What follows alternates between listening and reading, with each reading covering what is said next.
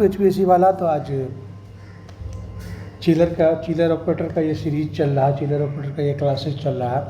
तो इससे पहले के जो क्लासेस है उसमें हमने देखा कि किस तरह से जो एसेंशियल चीज़ है, क्या क्या चीज़ चेकआउट्स करना होता है, चाहे वो वाल्व से रिलेटेड हो, टेम्परेचर से रिलेटेड हो, लीकेज से रिलेटेड हो, या कूलिंग टावर से रिलेटेड हो, चिल वाटर पंप से रिलेटेड हो।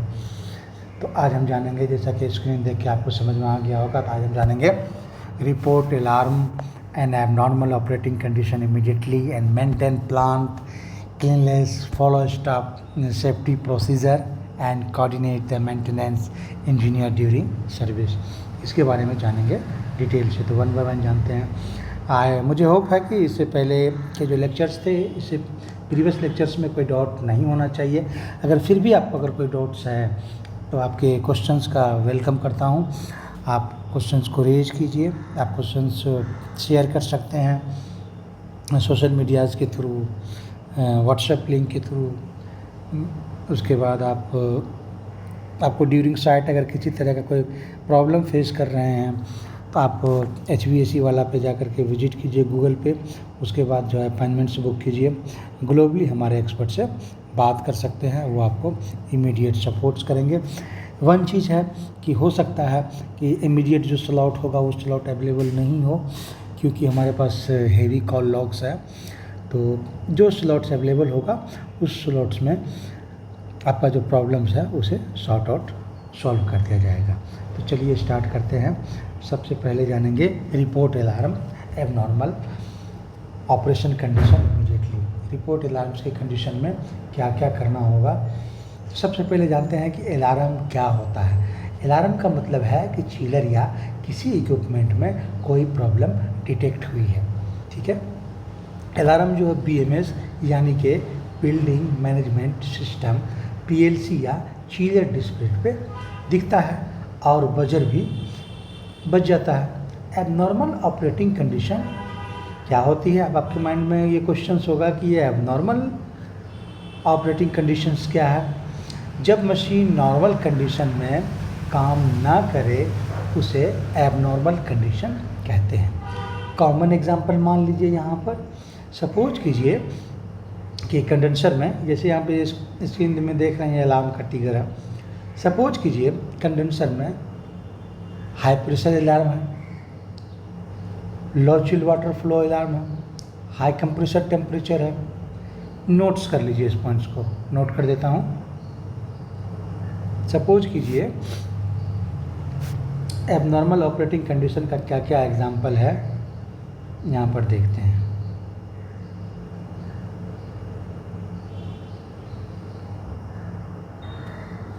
तो यहाँ पर देखते हैं एबनॉर्मल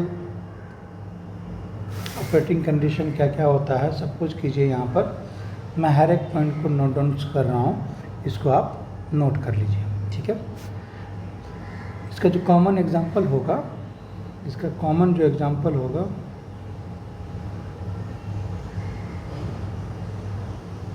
इसका कॉमन एग्जांपल होगा हाई कंडेंसर प्रेशर का अलार्म आएगा। नोट्स करते जाइए। High condenser pressure alarm, PA दे दिया, समझ जाइएगा। Low chill water flow alarm,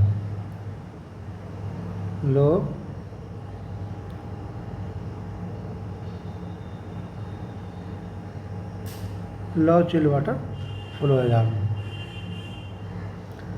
उसके बाद हाई कंप्रेसर टेम्परेचर, HC दे दिया, high compressor temperature.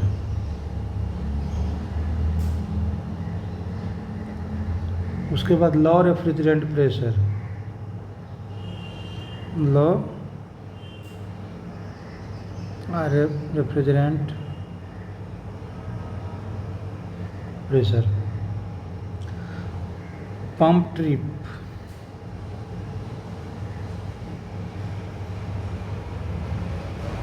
Trip, cooling tower का fan trip, CT fan trip. CT हो गया cooling tower, CT fan trip. उसके बाद आपको है हाई वाइब्रेशन।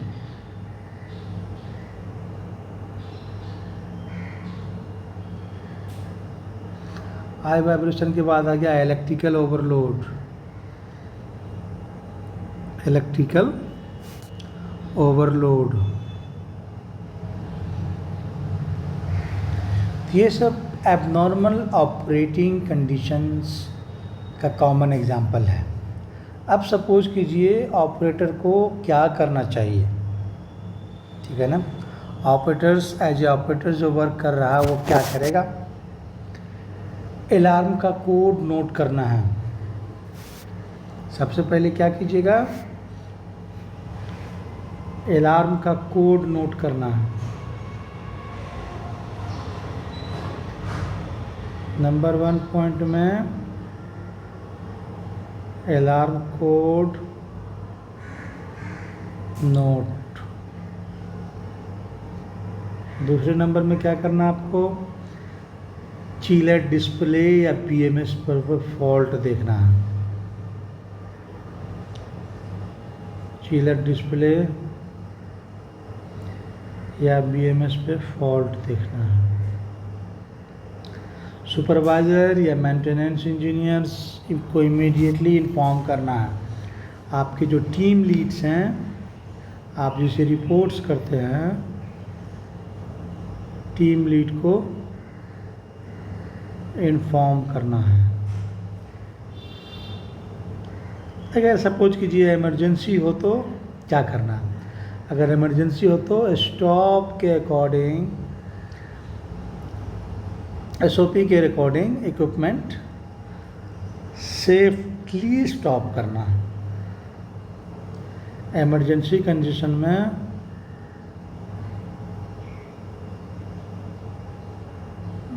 इमरजेंसी कंडीशन में शॉप के अकॉर्डिंग इक्विपमेंट सेफ्टी स्टॉप करना। अब आपके माइंड में होगा ये सॉफ्ट, एसओपी का मतलब हुआ आपको standard operating procedure. SOP standard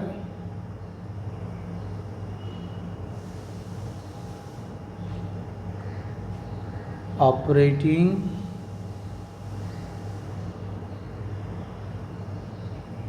procedure, ठीक है। ये क्या होता है, ये कंपनी की return step by step instruction होता है, जिसे इमरजेंसी में मशीन को सेफली जो है ऑफ किया जाता है। हर चिलर प्लांट का अपना एसओपी होता है। इमरजेंसी कब होता है, सपोज कीजिए अगर ये कंडीशन आए तो तुरंत एक्शन लेना है। कंप्रेसर से स्मोक आ रहा हो, इलेक्ट्रिकल पैनल से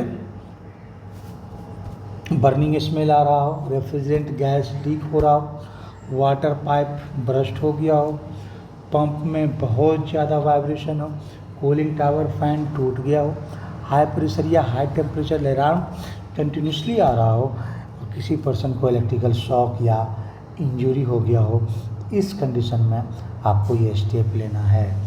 ऑपरेटर को क्या करना चाहिए, सबसे पहले प्लांट में किसी भी तरह का सिचुएशन आता है, चिलर प्लांट में या आप जिस फील्ड में भी वर्क कर रहे हैं, ये तो खैर चिलर का क्लास है तो, लेकिन ये नहीं है कि इसे ओनली चिलर, अगर आप किसी भी फील्ड में वर्क कर रहे हैं तो उस कंडीशन में सबसे पहला स्टेप क्या है, आपको पैनिक नहीं होना है। सबसे पहले फॉल्ट को आइडेंटिफाई करो आप, उसके बाद एग्जांपल समझ लीजिए, जैसे मिसाल के तौर पे चिलर डिस्प्ले पे हाई कंडेंसर प्रेशर का अलार्म आ रहा है। इस स्टेप में आपको क्या करना होगा, उसके बाद अलार्म को वेरीफाई करो, बीएमएस या चिलर एचएमआई पर अलार्म देखो, प्रेशर टेम्परेचर और करंट को चेक करना है। फिर आप अपने टेक्निकल टीम को इन्फॉर्म करेंगे, ठीक है। उसके बाद एसओपी तो फॉलो करना ही करना है, ठीक है। अगर कंप्रेसर ओवर हीट हो रहा है तो चिलर ऑफ कमांड दो, कंप्रेसर स्टॉप होने दें, उसके बाद पंप को एसओपी के हिसाब से ऑफ़ करना है, कूलिंग टावर फैन को चेक करना है। मेन इलेक्ट्रिकल आइसोलेटर सिर्फ अथॉराइज पर्सन ही ऑफ करे, कभी भी मेन पावर डायरेक्टली ऑफ नहीं करना है जब तक एसओपी या इमरजेंसी उसकी डिमांड ना करे। उसके बाद अगर हो सके तो आप बनाओ रेफ्रिजरेंट लीक हो तो सब लोगों को एरिया से बाहर निकालें। उसके बाद वेंटिलेशन चालू करें, ओपन फ्लेम यूज़ मत करो आप, मेंटेनेंस टीम को बुलाइए, ठीक है। लॉगबुक अपडेट करो, आप लिखो आप time, alarm names, chairs.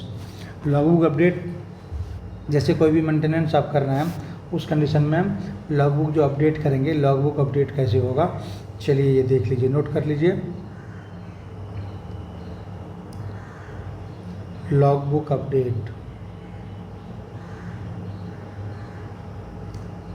Logbook update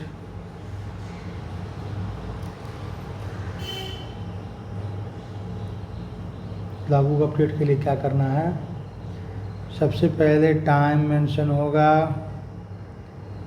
time and date, alarm name,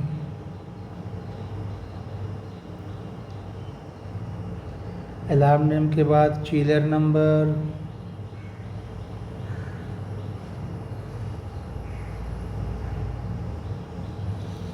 chiller number हो गया। चिलर नंबर के बाद एक्शन टेकन,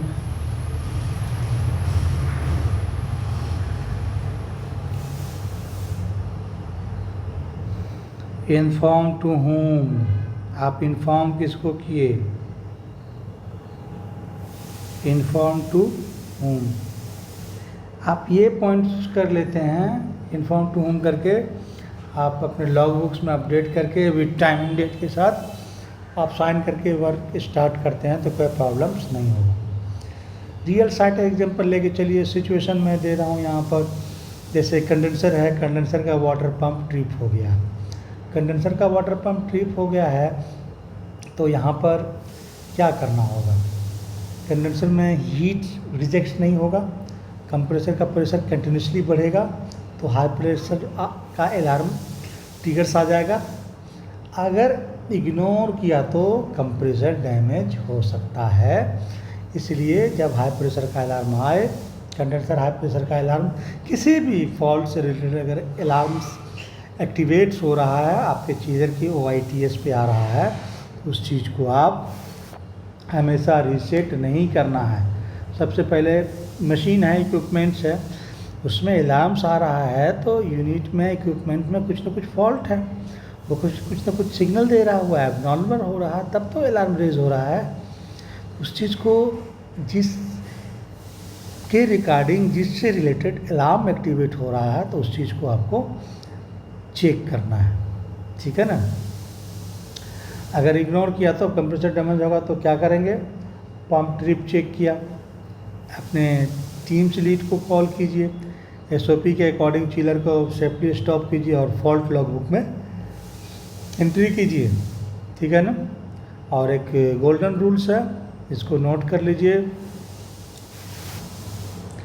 क्या करना है। गोल्डन रूल्स, अलार्म से एक्टिवेट हुआ, सपोज कीजिए अलार्म एक्टिवेट हो गया, डिटेक्ट,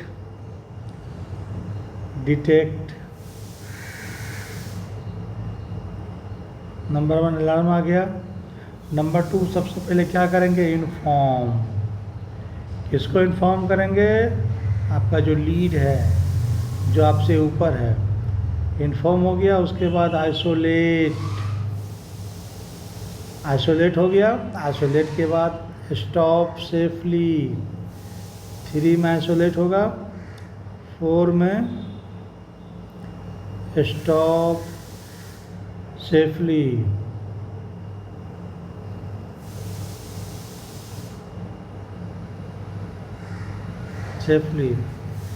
फिर आप करेंगे क्या,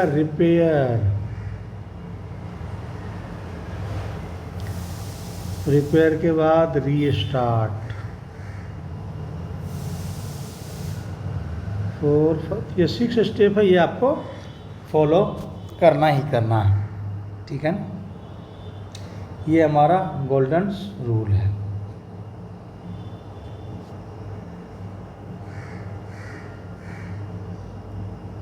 तो ये था हमारा रिपोर्ट अलार्म्स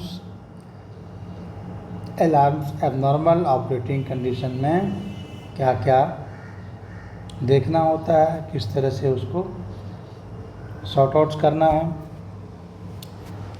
अब एग्जांपल देखिए, पंप ट्रिप हो गया, चिलर वाटर का फ्लो बंद हो जाएगा। इग्नोर करने से कंप्रेसर ओवरहीट हो सकता है, और पंप ट्रिप हो गया और चिल्ड वाटर फ्लो बंद होगा तो क्या होगा, चिल्ड वाटर फ्लो बंद होगा तो आइस का भी फॉर्मेशन हो सकता है। हालांकि क्या है, इक्विपमेंट्स में बहुत सारे सेफ्टी कंट्रोल डिवाइस है, जो फ्लो नहीं होगा तो फ्लो स्विच डिटेक्ट नहीं करेगा, तो चिलर आपका ऑन ही नहीं होगा, ऑटोमेटिक अलार्म दे करके टर्न ऑफ हो जाएगा। इग्नोर करने से कंप्रेसर ओवरहीट हो सकता है, तो सही एक्शन अलार्म नोट करके जो भी प्रॉब्लम है उसको चेक करना है, अपने टेक्निकल टीम को इन्फॉर्म करना है, लॉगबुक में अपडेट करना है, सिस्टम को आइसोलेट करना है। सिस्टम को आइसोलेट करने के बाद फिर आप उस वर्क को जो है कर सकते हैं, रीस्टार्ट। अब सेकेंड पॉइंट्स में आइए, maintenance plant cleanness and follow safety procedure. क्या है कि प्लांट का जो क्लीननेस क्यों इम्पोर्टेंट है, प्लांट को भाई क्यों साफ़ रखा जाए, साफ़ नहीं रखेंगे तो क्या हो जाएगा, ठीक है। क्लीन प्लांट का मतलब है कि better equipment life, safe working area, easy maintenance, efficient cooling.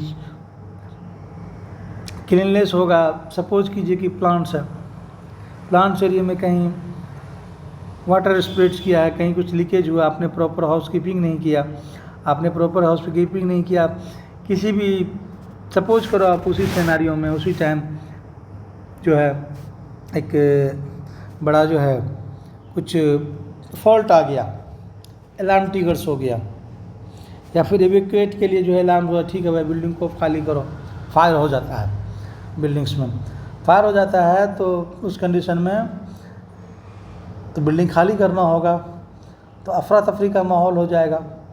उस कंडीशन में आप रनिंग करोगे, रनिंग करने के बाद आप स्लिप कर सकते हो, स्लिप करोगे तो हो सकता है कि आपका कुछ बॉडी ऑर्गन्स जो है, बॉडी का पार्ट्स है, फ्रैक्चर हो सकता है, इंजरी आ सकता है। इन सब चीज़ों से बचने के लिए, और जब कभी भी प्लांट्स में इस तरह का कुछ हाउसकीपिंग्स हुआ है तो आपको ये वेट फ्लोर का जो है साइन बोर्ड लगाना है, बैरिगेड्स करना है, ठीक है। कुछ टीएनसी का वर्क चल रहा है, टेस्टिंग एंड कमीशनिंग चल रहा है, या ऑपरेटिंग चल रहा था, आप बैरिगेड्स करेंगे, work in progress don't inter, इस तरह से मेंशन करेंगे, ठीक है। तो अब इसको नोट्स कर देते हैं वन बाय वन। यहाँ पर देख रहे हैं कि keep equipment area and panels clean, ensure proper waste disposal, follow PPE in the safety equipment. PPE तो पता होगा आपको, पीपीई बोलते हैं पर्सनल प्रोटेक्टिव इक्विपमेंट, यानी वैसा इक्विपमेंट जो आपको प्रोटेक्ट करे। पीपीई में क्या आता है, पीपीई में हेलमेट आता है, ये आपको हेड इंजरी से बचाएगा। शूज़ आता है, कोई भी चीज़ अगर कोई मटेरियल्स है कुछ अगर यहाँ पर गिर जाए, फॉलन हो जाए, तो ये आपको जो है लेग इंजरी से बचाएगा। ग्लव्स होता है, सपोज कीजिए आप कुछ वर्क कर रहे हैं, ठीक है, इलेक्ट्रिकल से रिलेटेड वर्क कर रहे हैं, इलेक्ट्रिकल शॉक रेसिस्टेंस अगर ग्लव्स यूज़ कर रहे हैं, उस कंडीशन में आपको शॉक्स नहीं लगेगा, शॉक नहीं लगेगा, इलेक्ट्रिक करंट नहीं लगेगा। इस तरह से सेफ्टी जैकेट्स होता है, सेफ्टी जैकेट्स ताकि इसका जो विजिबिलिटी हो, ठीक है ना, दूर से दिखे कि हाँ भाई मैन पावर वहाँ है। उसके बाद जो सेफ्टी ग्लास है, सेफ्टी ग्लास जो है आपके आइज़ के सेफ्टी के लिए होता है, इसी को बोलते हैं पीपीई, यानी कि पर्सनल प्रोटेक्टिव इक्विपमेंट, ठीक है। पीपी के अंदर क्या क्या आता है, मैं अभी लिस्ट में नाम लिख देता हूँ। पीपी के अंदर में जो आता है personal PPE, personal protective equipment,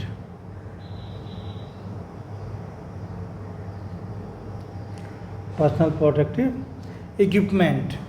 इसमें क्या आएगा, इसमें आपका सेफ्टी हेलमेट आएगा, सेफ्टी हेलमेट आएगा, सेफ्टी गॉगल्स आएगा, सेफ्टी गॉगल्स ग्लास हो गया, सेफ्टी ग्लव्स आएगा,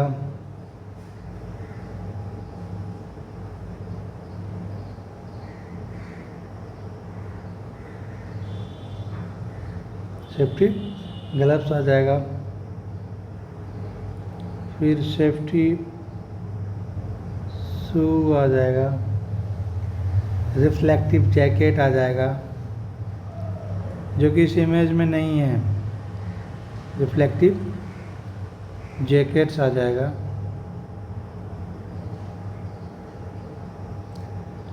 उसके बाद आपको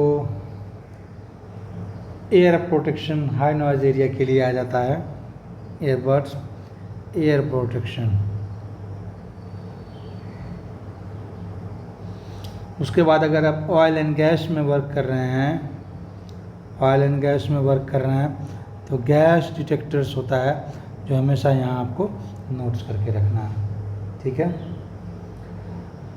तो अगर बात कर ही रहे हैं पीपीई का तो थोड़ा सा सेफ्टी रूल भी देख लीजिए। सेफ्टी रूल क्या है कि रनिंग इक्विपमेंट को विदाउट परमिशन टच नहीं करना है, रनिंग इक्विपमेंट को विदाउट परमिशन टच नहीं करना है। इलेक्ट्रिकल पैनल ओपन करने से पहले पावर को आइसोलेट करना है, उसको लोटो करना है, लॉकआउट करना है, लॉकआउट टैगआउट लोटो। चलिए एक सेफ्टीज़ का जब चलेगा तो उसमें आपको जो इक्विपमेंट्स है वो सारा कुछ प्रोसेस के बारे में मैं बताऊंगा लोटो। उसके बाद क्या है, वेट फ्लोर एरिया में संभल कर चलना है। पहले तो वेट फ्लोर एरिया होना नहीं चाहिए। केमिकल हैंडलिंग के टाइम में ग्लव्स और गॉगल्स को जरूर यूज़ करना है, ठीक है। कंडेंसर पंप के आसपास अगर वाटर लीक है तो इग्नोर करोगे तो आप स्लिप कर सकते हैं, फॉल ऑन हो सकते हैं, गिर सकते हैं। तो लीक को रिपोर्ट करना है, एरिया को क्लीन रखना है, ठीक है। तो अब आता है coordinate with maintenance engineer during service.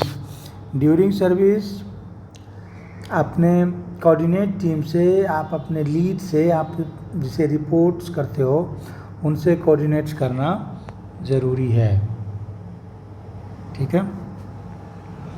यहाँ पर देख रहे हैं आप टीम वर्क तो पता ही आपको, better coordination, better maintenance and longer equipment life. और साइट पे हमेशा क्या है, आपको हर किसी से मिल के रहना है, ठीक है। हमेशा टीम वर्क पे ध्यान देना है और टीम वर्क से आप वर्क करेंगे तो लोड नहीं होगा किसी के ऊपर, ठीक है। टीम वर्क हो सकता है कि कुछ पॉइंट्स है जो आपके माइंड्स में नहीं आ रहा है, जो दूसरा टीम्स है, जो दूसरे टीम मेंबर है, जो दूसरे टेक्निकल टीम्स है उसे पता हो। और हर किसी के बात को टीम्स के रिस्पेक्ट करना है, किसी से लाउडली बात नहीं करना, किसी से शॉर्टर्स बात नहीं करना। आप सब एक ही कंपनी के स्टाफ्स हो, एक ही कंपनी के एम्प्लॉय हो, तो क्या है कि कंपनी किसी का सगा नहीं होता, ठीक है।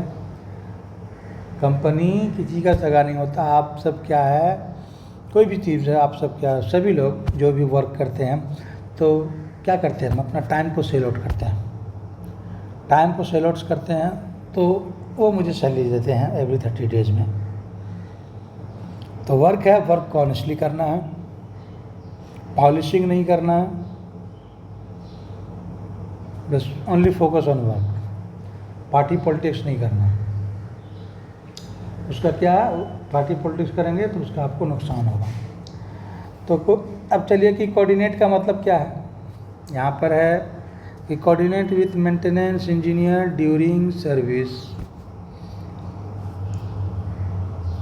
कोऑर्डिनेट का मतलब है कि ऑपरेटर और मेंटेनेंस इंजीनियर मिल करके मशीन को सेफली मेंटेन करता है।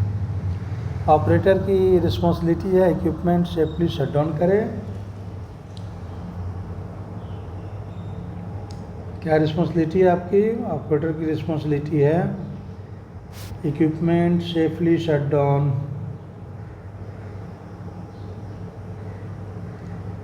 इक्विपमेंट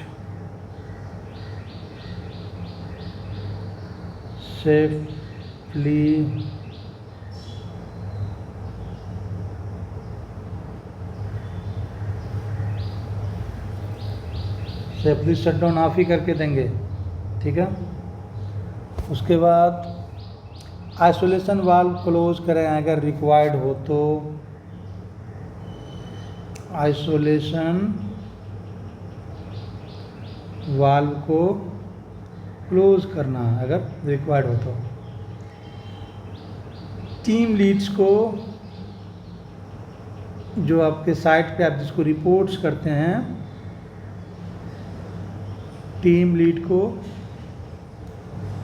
सिनेरियो बताएं, हिस्ट्री बताएं, इक्विपमेंट के साथ क्या हुआ, क्या सिस्टम।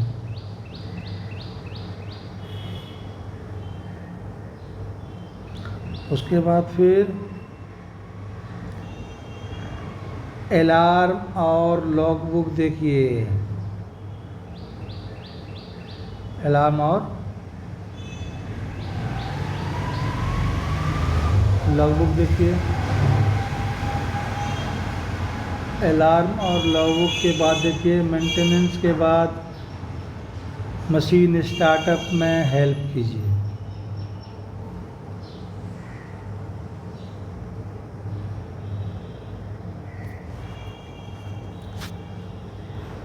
मेंटेनेंस के बाद ये नहीं कि भाई आपका ये जॉब्स नहीं है, आप ओनली चिलर को मॉनिटर करेंगे, ऑन ऑफ करेंगे, अलार्म देखेंगे, नहीं, हेल्प करना है।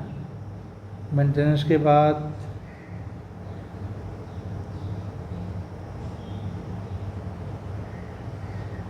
हेल्प करना। मेंटेनेंस इंजीनियर क्या करता है? आपने देखा होगा वैकेंसीज भी आती है मेंटेनेंस इंजीनियर। तो भाई मेंटेनेंस इंजीनियर क्या करेगा?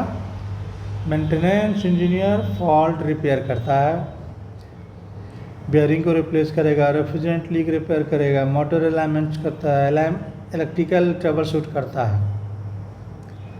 ये बात कर रहा हूँ मेंटेनेंस इंजीनियर, ये गोरा इंजीनियर जो होता है उसके बारे में।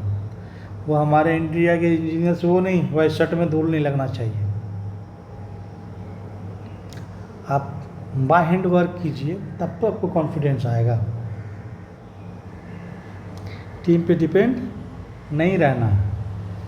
सपोज कीजिए आप as a maintenance engineer work कर रहे हैं किसी कंपनी में, आपके पास टेक्निकल स्किल्स, आप डायरेक्ट जो है कॉलेज कंप्लीट करके आए हैं, ठीक है, आपने इंटरव्यू को फेस किया, इंटरव्यू क्रैक करके आए हैं, आप टेक्निकल साउंड नहीं होंगे, आपको एंड प्रैक्टिकल्स नहीं होगा, तो आपको तो स्टाफ बेच लेगा, आपके नीचे का जो टीम बेच लेगा, आपको कुछ वैल्यू ही नहीं देखेगा, इसको कुछ आता ही नहीं है। इसलिए टेक्निकल साउंड बाय हैंड होना ज़रूरी है, चाहे आप किसी भी फील्ड में हो।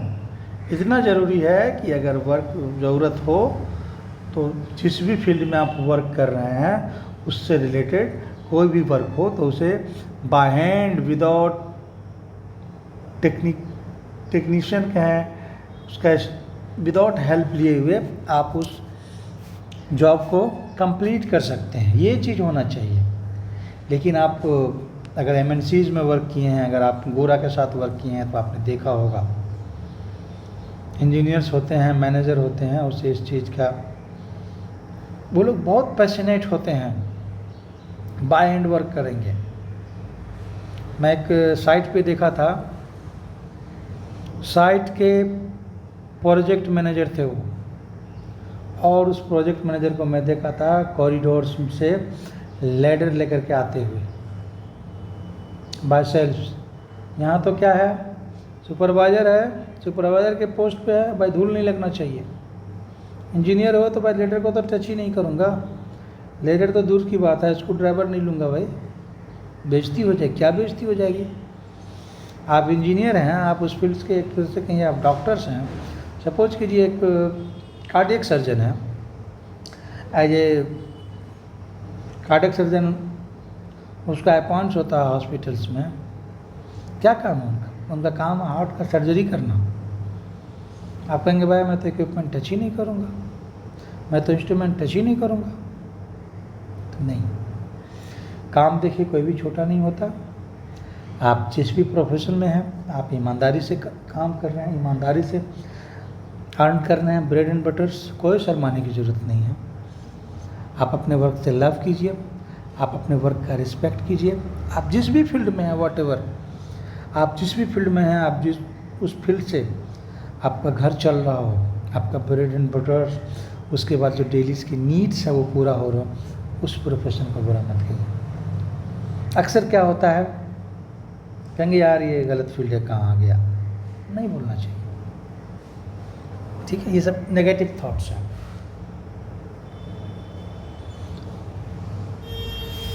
अगर आप टेक्निकल साउंड नहीं होंगे तो टीम आपको घुमाएगा बहुत, आपको सिनेरियो देगा, कहानी बताएगा, ठीक है, बोलेगा ये तो ऐसा है, यहाँ पे ये करना पड़ेगा, इसके लिए ये चाहिए वो चाहिए। 30 मिनट्स का जॉब होगा, उस 30 मिनट्स के जॉब को आपको सिनेरियो बताएगा कि वो फुल डेज लगेगा उसमें। आप टेक्निकल साउंड नहीं है, आप बोलेंगे हाँ ठीक है भाई लगेगा, चलो छोड़ो। और वो बंदा क्या करेगा, ताम जाम बनाएगा सिस्टम में, सारा कुछ एरीगेट्स बैरिगेट्स लगा करके आराम से जो है रेस्ट करेगा। लास्ट के टाइम में जॉब को फिनिश करके अली बाबा। तो नहीं, आप जब टेक्निकल साउंड होंगे तो आपको कोई बेवकूफ़ नहीं बना सकता, आपके साथ कोई मैनिपुलेटिंग नहीं करेगा। आपको जब कोई सिनेरियो बताएगा तो उस कंडीशन में आप उसे क्रॉस कर सकते हैं, उससे वाई पूछ सकते हैं। हाउ नहीं पूछेंगे, वाई पूछेंगे। हाउ जब जहाँ आपने पूछ लिया देन तब तो वो नचा देगा, घुमा देगा। ये ऐसा नहीं है कि मैं यहाँ पर टेक्नीशियंस ग्रुप को मैं डाउन कर रहा हूँ, नहीं, ऐसा भी नहीं है। जो इंजीनियर्स टीम से वो सब इक्वल्स हैं, सबका अपना अलग अलग रिस्पॉन्सिबिलिटी है, सब अपने हिसाब से वर्क करेंगे, उसका जो ड्यूटीज़ है उस हिसाब से वर्क करेंगे। लेकिन क्या है, आपका जब आपको अपने फील्ड्स के बारे में पता नहीं होगा तो टीम्स आपको मैनिपुलेट करेगा और आपका गलत फ़ायदा उठाएगा। आप जिस भी फील्ड में, उस फील्ड में स्ट्रॉन्ग रहिए। स्ट्रॉन्ग ऐसा रहिए कि कोई नींद में भी पूछे, कोई फॉल्ट दे तो उसका ट्रबल शूट जो है आप नींद में भी बता दें। ये चीज़ होना चाहिए। टेक्निकल साउंड का मतलब ये है। थोड़ा लेक्चर ज़्यादा हो गया, तो अब देखिए कि ऑपरेटर्स को क्या है ना कि पैनिक नहीं होना है। उसके बाद आपको अलार्म को वेरीफाई करना है बीएमएस या चिलर से। और आप गोल्डन रूल्स है चिलर ऑपरेटर्स के लिए, क्या है ना, ऑब्जर्व करें, रिकॉर्ड करें, रिपोर्ट करें, रिपेयर, रीस्टार्ट। ठीक है। अब मैं 5 से 6 क्वेश्चन बताता हूँ जो चिलर ऑपरेटर्स के रिगार्डिंग जो है आपको इंटरव्यू में पूछा जा सकता है या ये चीज़ आपको पता हो। सपोज कीजिए आप as a chiller operator interview training या क्वेश्चंस है, आप गए, आपसे पूछ लिया कि what should a chiller operator do if a high pressure alarm appear. क्या करेंगे आप? सिंपल है कि आप बोलेंगे कि हाई प्रेशर का अलार्म रेज हुआ, उस कंडीशन में क्या करेंगे आप? आंसर करना, check the alarm on BMS, verify condenser water flow and cooling tower operations, inform technicals lead immediately in the pressure remain high, stop the chiller safely according to SOP। दूसरा question पूछेगा what is SOP in chiller plant, तो आप answer करेंगे SOP means standard operating procedure is a return step by step procedure for the safety operating stopping and the maintain equipment during normal and emergency condition. ये question पूछ सकता है कि why should abnormal operating condition be reported immediately. आप answer करेंगे because abnormal condition can lead to compressor damage, pump failure, refrigerant leakage, safety hazard, and unplanned plant shutdown. Early operating prevent major breakdowns and ensure safely. Fourth question पूछा था, what are the daily safety responsibility for a chiller operator. लेके जाइए इस point को। Wear PP, helmet, glove, safety shoes, goggles, keep the plant clean, remove water and oil leaks, flow LOTO, lockout, tag out procedure and report unsafe condition immediately. फिर fifth question है, why is coordinate with the maintenance engineer important. ठीक है, ये question पूछ सकता है तो आप कहेंगे the operator provide equipment status, alarm history and logbook record, the maintenance engineer repair the fault and after servicing the operator check normal operation before restarting the equipment. इस तरह के क्वेश्चंस आपको पूछा जा सकता है। तो ये था हमारा चिलर ऑपरेटर्स का क्या क्या रिस्पॉन्सिबिलिटी होता है, इससे रिलेटेड जो टॉपिक्स है उसके बारे में। अभी चिलर का जो टॉपिक्स है वो कंटिन्यू चिलर ऑपरेटर का ऑनगोइंग है, अभी कंप्लीट्स नहीं हुआ है। अभी तो पीपीएम्स वगैरह बाकी है, पीपीएम है, उसके बाद जो है क्या क्या सेफ्टी प्रोसीजर है वो सारा कुछ है।